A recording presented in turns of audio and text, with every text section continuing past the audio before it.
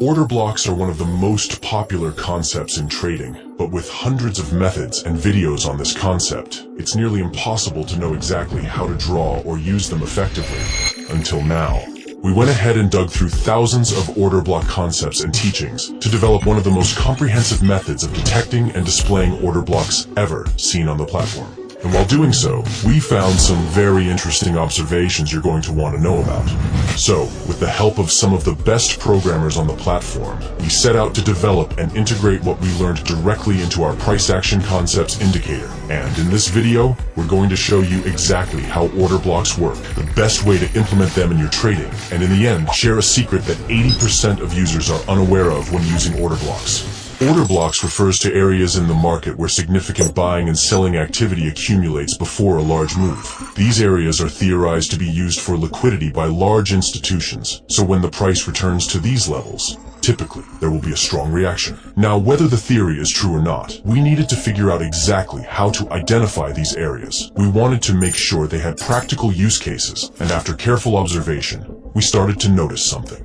Across all methods of detecting order blocks, one single thing remained consistent. As the price moves away from an order block, this causes a shift in market structure, creating a change of character or a break of structure. So in our indicator, bullish order blocks are positioned at the low of bullish structures, and bearish order blocks are positioned at the high of bearish structures. But there's one problem. When order blocks are detected and price returns to those areas, we noticed that a lot of them are completely ignored. So knowing where order blocks were located wasn't enough.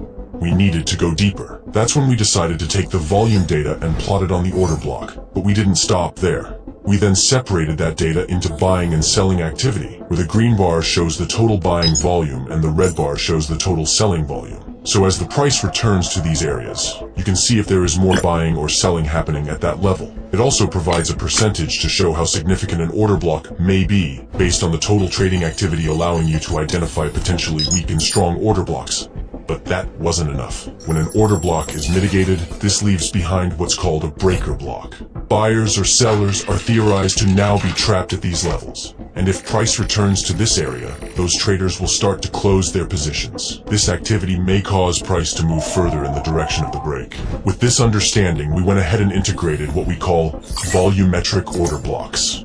This allows users to not only automatically detect order blocks on the chart, but also get valuable information about those blocks to make more informed trading decisions. We even include tons of customization methods, allowing flexibility on how users may want to use these features to tackle the constantly changing landscape that is the market. Now that you made it this far, let's dive into some examples. Then we're going to reveal an insight that 80% of users are unaware of when trading with these order blocks.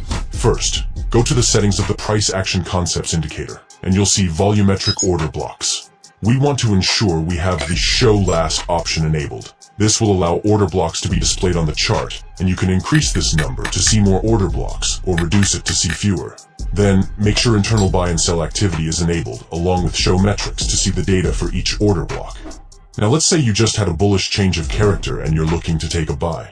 But buying here is a mistake, since you might be buying at the high of the market. So let's wait for a retracement. The indicator has already automatically plotted an order block for you below this change of character. And if we look at that order block, we see that there's more sellers than buyers in that area, yet the price went higher. This could be an indication that the sellers are exhausted at these levels, and a return to this area could be a pull on liquidity to go higher.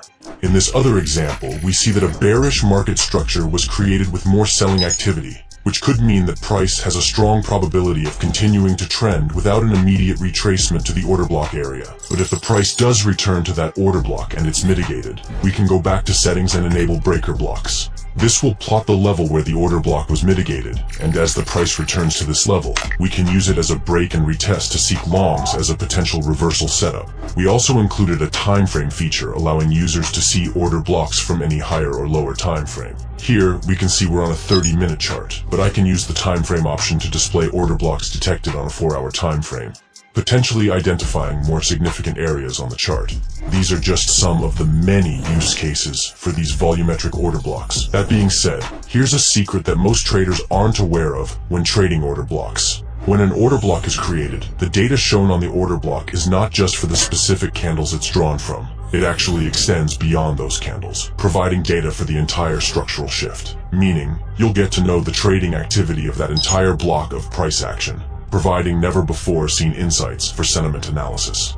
The indicator includes other features, such as a mitigation method. This is set to close by default, and an order block will be considered mitigated only when price closes below a bullish order block or above a bearish order block. But you also have the options of wick and average. The hide overlap option is very helpful in situations where there are overlapping order blocks displayed on the chart. Enabling this option will cause the indicator to only display the most relevant ones. The length option will allow you to change what swing points are used to detect order blocks, and by default, this is the same as the market structure. We understand the importance of allowing flexibility here, so you can change that and use a different swing point for order blocks without changing your market structure. That being said, by the time you watch this video, more settings may be added or removed.